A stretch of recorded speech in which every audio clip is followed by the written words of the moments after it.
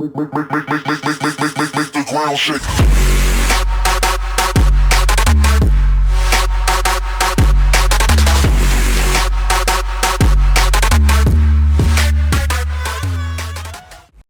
Hello everyone and welcome to another tank review. This time we are looking at the tier 10 Russian heavy tank, the IS-7, one of the oldest tier 10s in the game. Now the IS-7 boasts two characteristics: one, very good frontal armor, and two, quite reasonable mobility for its armor capabilities. Let's look into the armor first. And what an armor it is. As you can see, on the front 150 on the lowest part, and at some ridiculous angles right here on the hull, which means this thing properly angled, or if it has its lower plate hidden, is unpenetrable by pretty much anything. But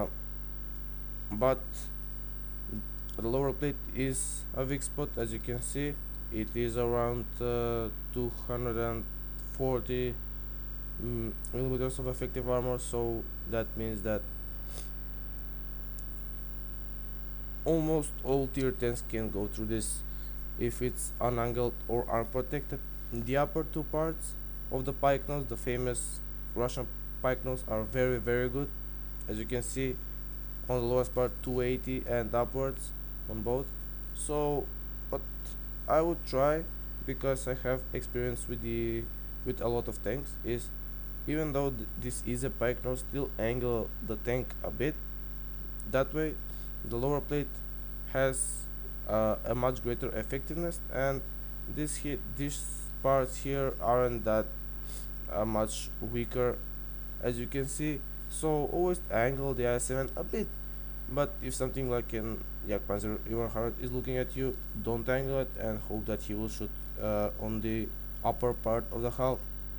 If we look in at the side of the hull, the same 150 on the upper part continues, as you can see, with this spaced armor here as well. And since it is very gratefully angled, it is at 30, if you shoot this part here, it's almost guaranteed bounce, which is what the IS-7 is famous for. It's very trollish armor, so don't shoot at this part here. Shoot always at the tracks, because the armor there is at its weakest at 100. So pulling tracking shots on the IS-7 and doing damage is quite easy, because behind this 20 millimeters of spaced armor that the tracks provide, it is only 100, which means these kind of shots that can track the IS-7 and do damage are quite easy if the IS-7 is not careful. And the rear of the armor 170. Don't shoot at these parts here. As you can see, they are around 220 to 25. Unangled, they are pre-angled, which means that all lightings always try to shoot this. Don't just go for these zones here. Now if we look into the turret, it is 10 times better than the hull, in my opinion, because just look at these values here. At the weakest point, you don't get below 300 armor, below 300 millimeters of effective armor, and if the IS-7 gets into a hull down position where it will only show you its turret and maybe some of its hull, and it uses its gun depression like this, run, because unless artillery can stop it, nothing can. If I'm honest, I mean, 270 millimeters of armor is nothing to laugh about. Now taller tanks such as the 100 or the Mouse, if you face hunt them and you are not careful, they can penetrate you on in these zones here. As you can see, there are only 150 millimeters of armor, so around 200 damage gun can get through this easily, and this is an auto pen. It's turret roof. But if the IS-7 is quite tallish, so for most of the times you are the one that has to use its gun depression to shoot, which means that the zones are pretty much unshootable, so to say. Now the side of the turret also pretty awesome, as you can see, 230 at its weakest, which means that sometimes you can expose this with quite immunity, and the rear of the turret 90, but it's a rear of the turret. Now let's look into the statistics of this tank. I will compare it to the mouse. Gun wise, the penetration is slightly better, and it has a bit better DPM, so this is where the IS-7 truly tops the mouse.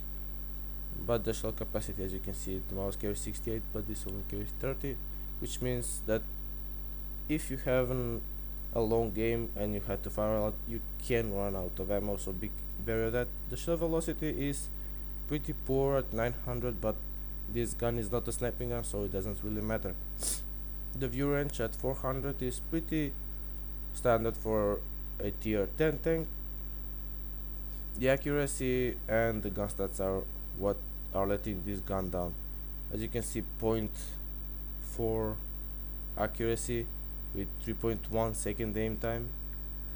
The aim time got buffed a couple of patches ago, but it is still pretty poor. As you can see, the dispersion here are pretty horrible. As you can see, a lot better than most. Maybe because this tank is a lot faster than the mouse, but still. The gun elevation 18 pretty okay, but the depression at -6 could have been better, and that often prevents you from abusing your turret. The turret and chassis traverse at 26 i.e. 28 are pretty okay, which means that no mediums can easily flank you. The power output is at 1050 horsepower, and combined with the weight it gives a 15.4 horsepower per ton, but the tank is not medium fast, like, because of these soft stats. I mean, just look at them. They are quite possibly the worst soft stats on any tank in the game, which makes the mobility of this tank kind of better than the E100s, but worse than the E5s, let's say. But what is keeping this tank on to have a great mobility is the top speed of almost 60, which is unreachable on the flat. Let's get that out of the way. But if you go a downhill, 60 is quite fast, and you can take some early aggressive positions if you can abuse this on some maps. The tank pull hit points are probably the weakest point of this tank at 2.1k, which means that you can get 3-shotted by tier 10 TDs, or maybe even 2-shotted if Navy or a Jagdpanzer U100 is firing at you. Be wary of that. You have the armor, don't waste your HP. There is not a lot of them. It's the second worst in the tier. If you look into the equipment, I would go for a large caliber tank armor, because it is a must on this thing. I mean, it has a horrific reload. I would go with vertical stabilizer, as pretty much on anything, and the third slot is probably up to you, either vents or a gunning drive, depending on how happy you are with the gun. I am pretty much okay with the gun, plus I have a very good 5 skill crew in this, which means Vents can do the job I needed it to do. And for the equipment, you can use extra combat rations, but be wary that if somehow the enemy gets this zone here, I am not able to show you, but this zone here uh, on the lower part of the hull, it's a tricky target, but if you're not careful, they can shoot you there. It's an insta-pen, and you will get set on fire quite easily, and also engine shots do set this tank on fire, but frontally, luckily it doesn't. Only the driver gets killed. So extra combat rations are a valid choice, but I don't use that. I use fire extinguisher and the usual. For the crew, brothers in arms pretty much a must on this tank. 6 cents as always, and I would go with jack of all trades as well, because it is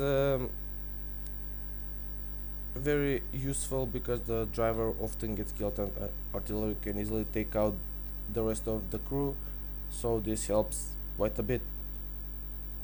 And repairs as pretty much on any heavy tank. For the gunner, Deadeye quite useful combined with snapshot, repairs as always, and even armor will help for the gun, since it does get taken out quite often. Off-road driving on this thing is a huge must, since I showed you those horrific soft stats, and that means this will greatly help you. Clutch braking also pretty okay perk with smooth ride, pretty much all the usuals you can get. Now since you get 2 loaders and safe storage works only on one, I would get one loader with safe storage and the other one with situational awareness and intuition and adrenaline rush, sorry, because this loader here is the radio operator, not the commander, so get situational awareness on him and get adrenaline rush.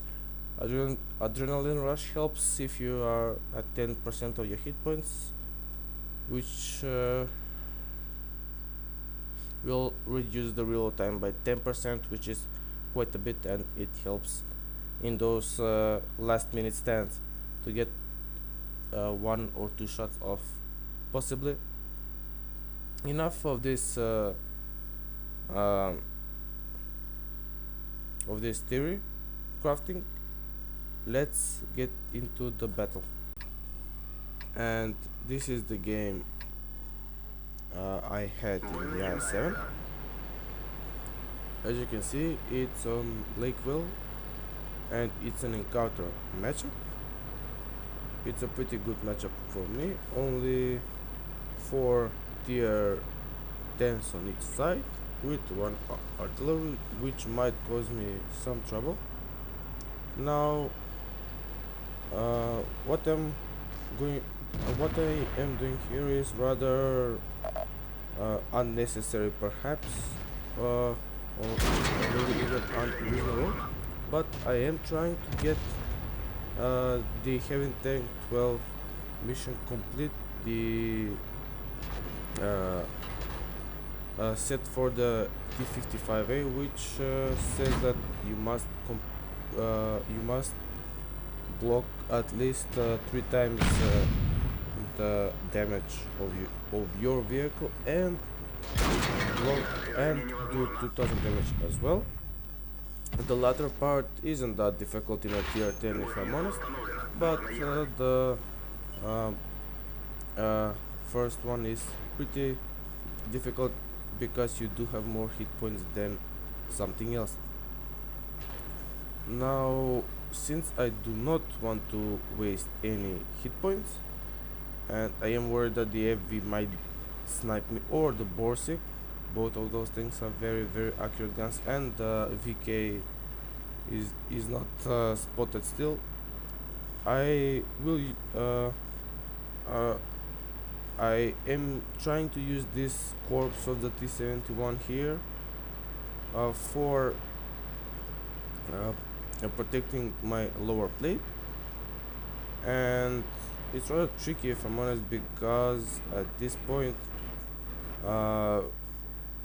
clearly there is no need for it, because the FV is in the city, the ST1 is in the city. The only problem that might have a gun that can hurt me is the Borsig or the VK, but they should have spotted me by now if they were camping in those bushes around K5. Now I don't know why this MX didn't wait for me, and he will waste his tank for absolutely nothing. Now I am in no rush here, there is time, the city is not uh, collapsing at a huge rate, so I don't mind this slow pace start at the beginning. As you can see, 3 minutes have passed, and I still haven't done any damage at this point. Now I did get shot by a Spy Panzer 1C, but in all honesty I am not worried about him at all, since he is a TF7 light tank and he doesn't seem to even have the top gun, so his chances of penetration are pretty much useless, and I maybe should have let him stay, but he was spotting me for the city, because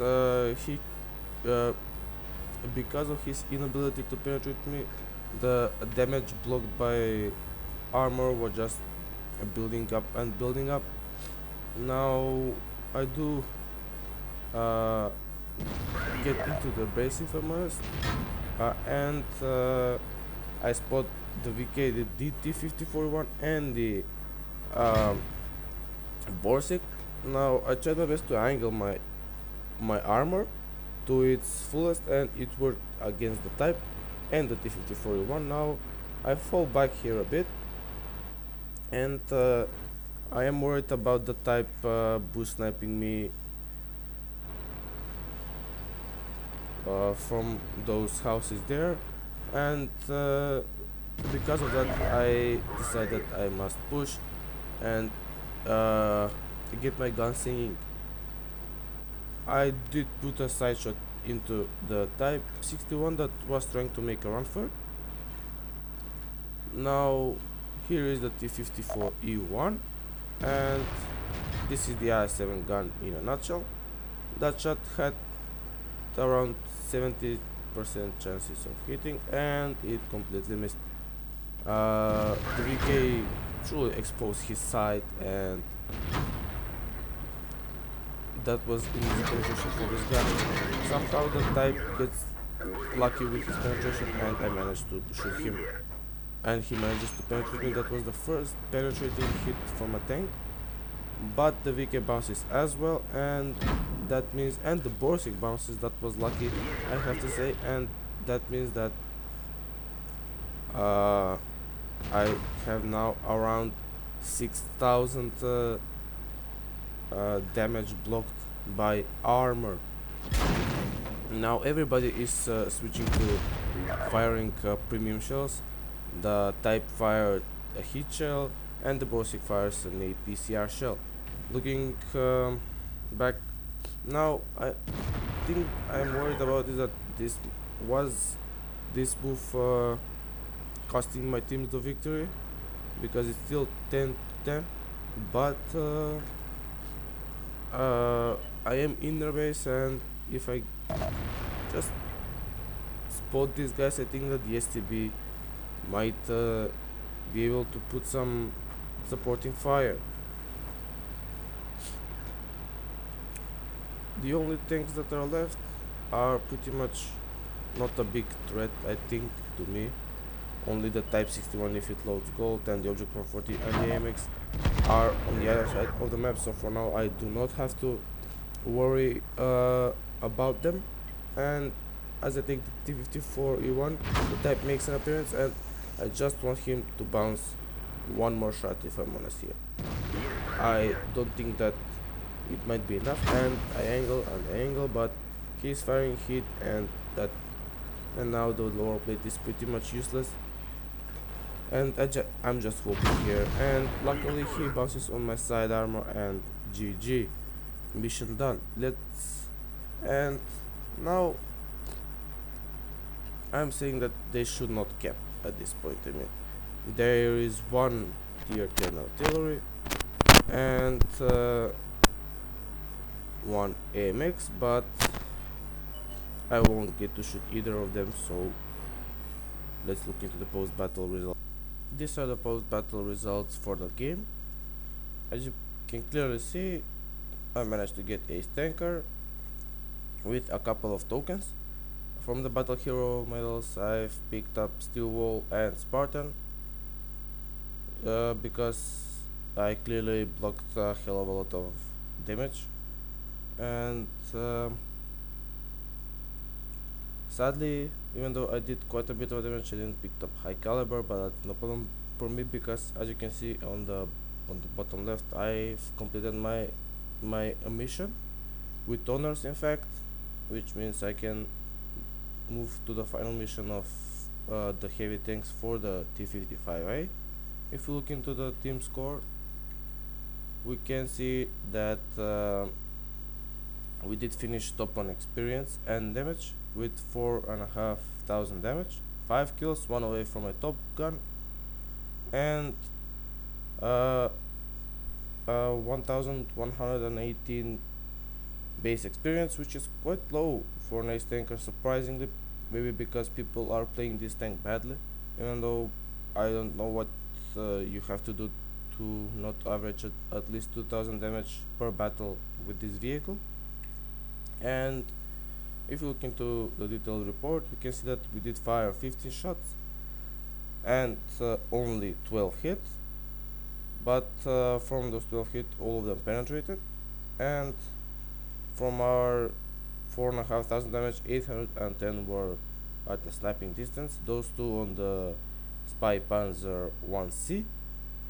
We did receive 22 hits and penetrations mounted only up to 4, which showcases the great frontal armor capabilities of this machine.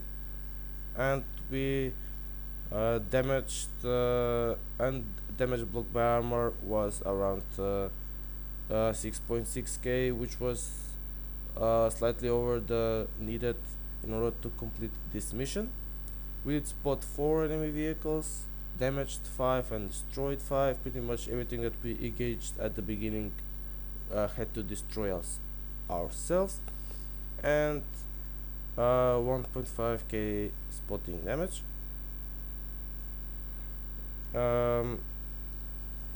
Anyway, guys, this was my take on the IS-7, a true force in tier 10, and quite possibly the tank with the most trollish armor of them all. Now, before we go, I would like to get a big shout out to my friends from WN Meter.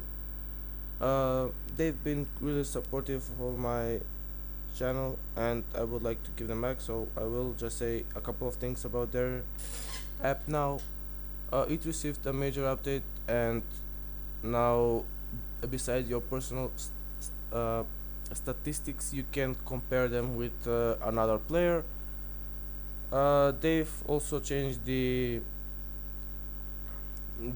looks of the app, which are pretty awesome at this point. I will be honest with you, as you can see by these images.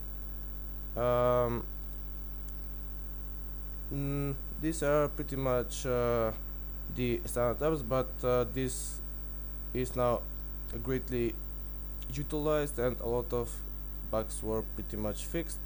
This is the tank compare, the player compare feature on this app. It greatly showcases all of the stats that you will need. As you can see, it has graphs for your recent W8 from 30 days away, and so hope. Anyway, guys, this is enough for this video. Hope you enjoyed it. Check my friends from WN meter. Link will be provided in the description below. Like this video and subscribe for more, and bye for now.